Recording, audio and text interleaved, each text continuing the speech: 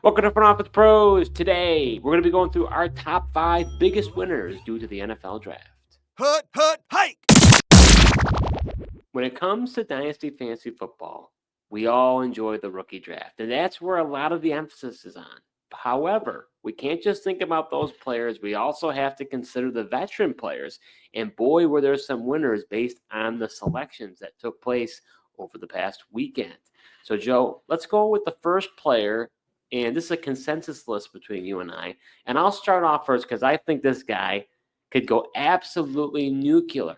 And that's going to be quarterback Caleb Williams of the Chicago Bears.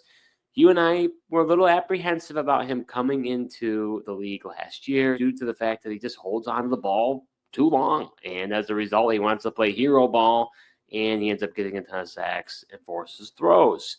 Well, can you think of a better offseason so far for Caleb Williams? You got Ben Johnson coming over from Detroit, who's an offensive mastermind, and heading into the draft, they did some really good things to help Caleb Williams. You could tell that was a big focus for this front office moving forward to help Caleb Williams. They go ahead and they draft Colson Love in the tight end out of Michigan, gives a dynamic threat. Joe, as a Michigan fan, he's a great route runner. They've got Cole Kmet, but now they can play in 12, right? So to me, that's a big deal because you can have 2 tight ends on the field, and sometimes when you don't have that, it gets kind of vanilla because everyone wants to run with an 11 personnel. So with that 12 personnel, they can have those 2 tight ends with Cole Kmet and Colson Loveland.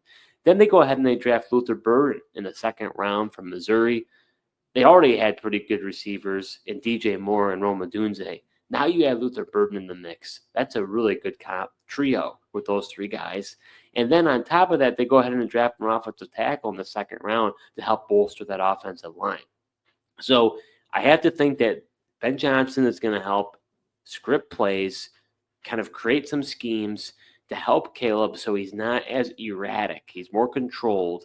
But also, we even heard Ben Johnson say he hasn't back even in Detroit, which was kind of a shot to Jared Goff, but that he's never played with a quarterback like him that can be kind of unorthodox. So I think if Caleb Williams is who they say he was, right? This next coming of this next great quarterback. He's got a chance to prove it here, Joe. Yeah, and in fact, now all the pressure is on Caleb to perform. Ben Johnson is leaving him absolutely zero excuses now. Everyone wanted to blame the offensive line for all the sacks that he took, which, I mean, sure, there could be some blame put last year. But like you said, I mean, he was holding onto the ball over 4 seconds when he did have it, just continuing to do the ad-lib plays. So, with Ben Johnson, it'll be interesting to see if he can kind of coach those ad-lib plays out of him and get him to play more within the scope of the offense. And if he does and plays more on time, then you are right. I mean, sky's the limit on what Caleb Williams could do this year with all the different weapons they've added and how they've upgraded that offensive line for him.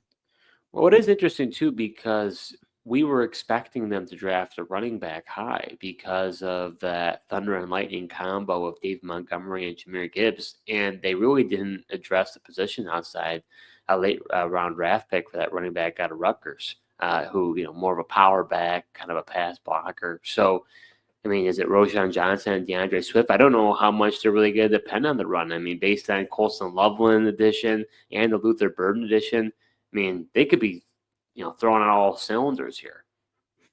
Yeah, it'll be interesting. I mean, there is still, be interesting to see if they make a run at Nick Chubb or J.K. Dobbins, who's still on the market there. They seem to prioritize other positions in the draft rather than a running back. So curious to see if those guys are in their plans at all as they're still out there. Yeah, I could see Nick Chubb kind of being that power back to DeAndre Swift being a little bit more elusive and quick. So that could make some sense. All right, Joe. So why don't you talk about our next biggest winner due to the NFL draft? Yeah, our next biggest winner is going to be running back Isiah Pacheco. And this was a guy I was kind of nervous about heading into the, pre-draft process. And, Steve, I like Isiah Pacheco and was excited about him. No, you don't like him. You love him, Joe. All right, fair enough. So, he was a guy, looking at this upcoming season, but just the way things ended up and how the season ended, unfortunately for him, coming back from the injury just never was the same after that. I really thought that the Chiefs might, with this stacked running back draft class, add somebody, provide a more, explosive player in their run game, but they didn't address it. So it really looks like I know they did bring Elijah Mitchell in the offseason. So Pacheco's got him there, but I still think this leaves room for Pacheco to still kind of be that, top 15 RB this upcoming season here. Well, they did draft the running back out of SMU in the 7th round, I think it was, right? Brashard Smith, I think is his name, right? Brashard, Yeah. yep, you are Yeah, correct. so I mean, he was drafted in the 7th, but he's more of a receiving back. And we got this is the tough thing with the Chiefs, right? Because Isiah Pacheco was a 7th round pick in his own right. So, I mean, we would say like, well, it's not that big of a concern, but I mean, Pacheco kind of came to status based off of, where he was drafted. And a lot of people really liked Smith, a converted receiver into a running back. But regardless, we were really concerned that they were going to draft a running back with higher draft capital, put more of a commitment to that backfield, and they just didn't. It seems like they're okay with Pacheco and Hunt. Honestly, your biggest concern is, can Pacheco get more volume, or did Kareem Hunt somehow kind of create a role within the offense for himself? Yeah, before the injury, Pacheco was still getting the volume that you'd like to see. But Well, then it Hunt was was even on the team at that point. Yeah. So that's the tough thing, right? We didn't get to see like Pacheco and Hunt when Pacheco is still like 100% healthy. Obviously, he just did not look like the same player after the injury. So it will be kind of interesting to see how that room plays out. But Pacheco at this point is far better than what Kareem Hunt brings. Well, there's no doubt he's a winner because he Yeah. stays relevant for at least one more year. I believe he's a free agent next year.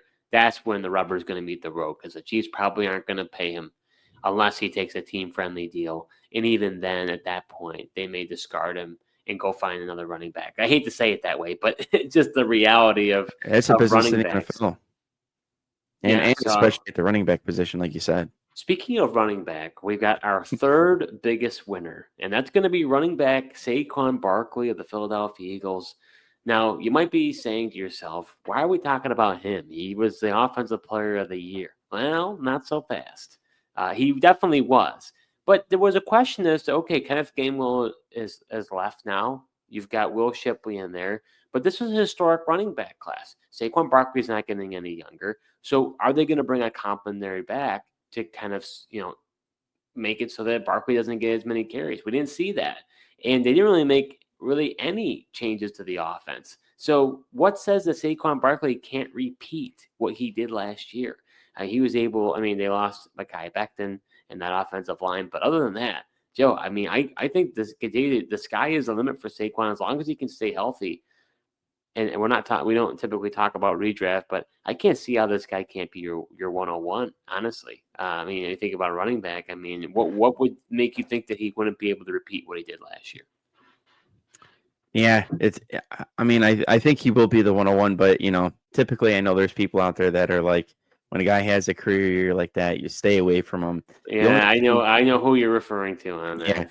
Yeah, so there is kind of that theory out there, which I could see. But yeah, other than just the concern that, based on the workload that he had last year, and especially, playing through all the playoffs and then in the Super Bowl, added on games as well, chance for a potential injury would be the only thing, keeping this guy from being the 101 is maybe the injury risk factor. But if you put that aside, yeah, there really is no reason that he couldn't repeat and be the RB1 again, just with the Philadelphia Eagles offense that they have behind that offensive line.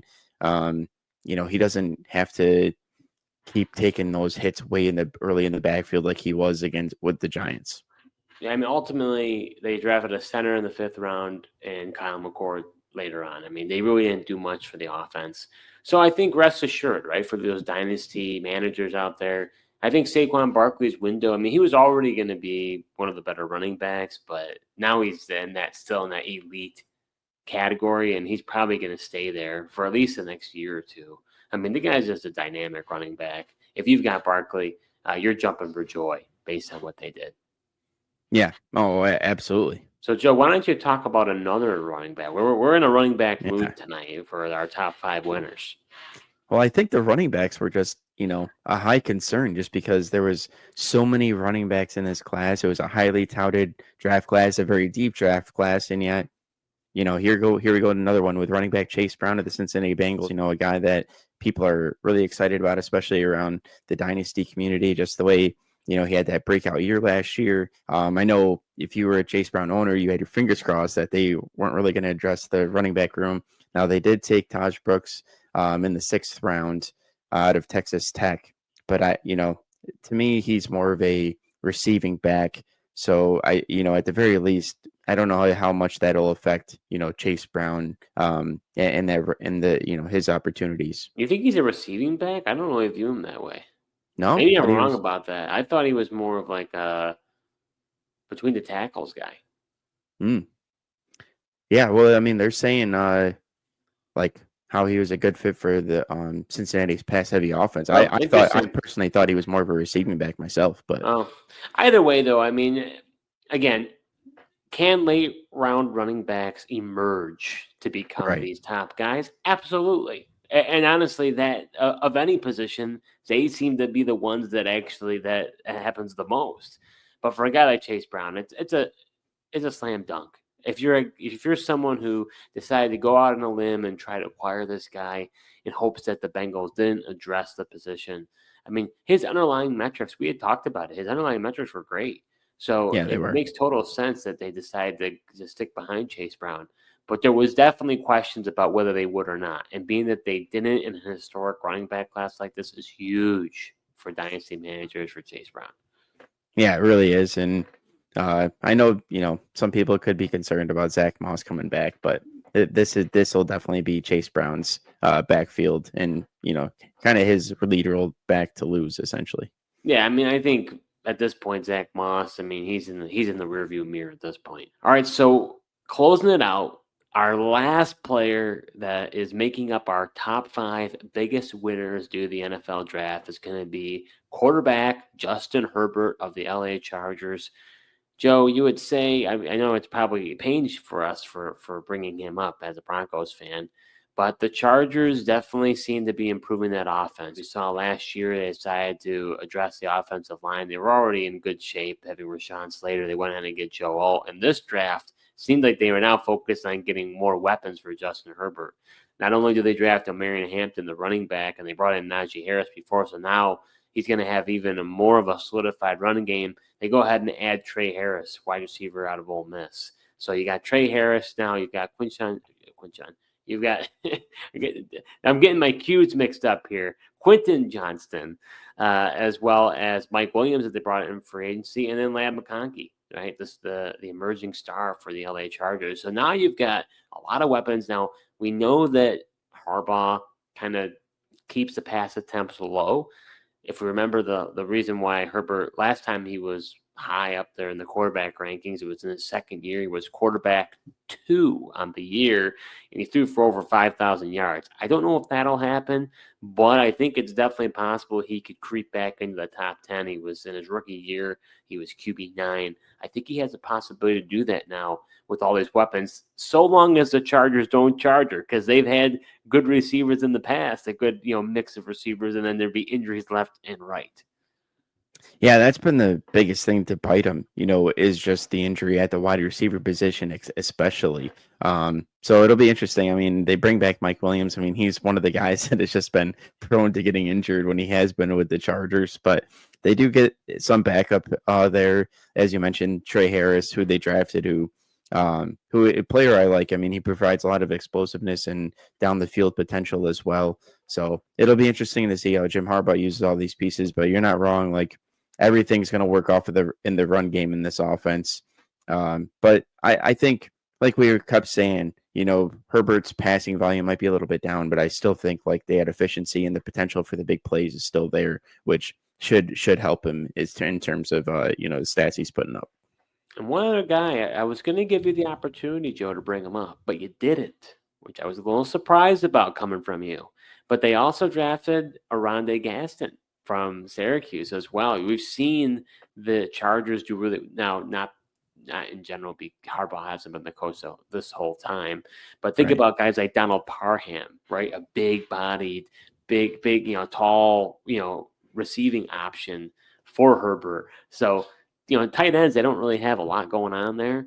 So, bringing in a guy like Gaston, he might get a few touchdowns in the red zone.